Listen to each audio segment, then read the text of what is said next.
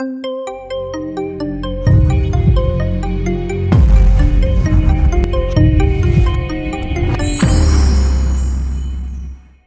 y'all, welcome back.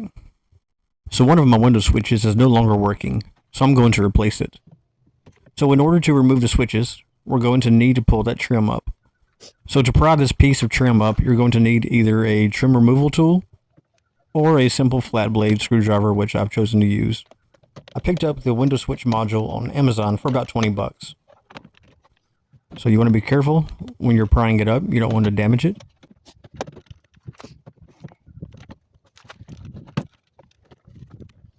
Now we're going to release the connector on the back of the switch plate. There's just one button in the middle that you push and pull to detach it from the switch plate. Now we're going to remove these 3 Phillips screws that's holding the switch plate in.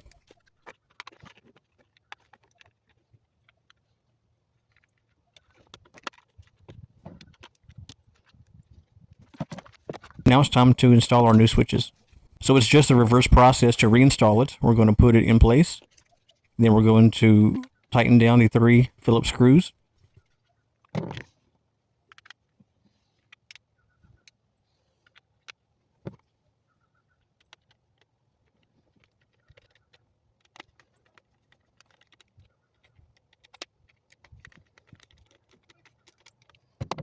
Going to connect the connector. Just push it in there real snug. And then we're going to put the trim back in place and snap that back in place. And that's it.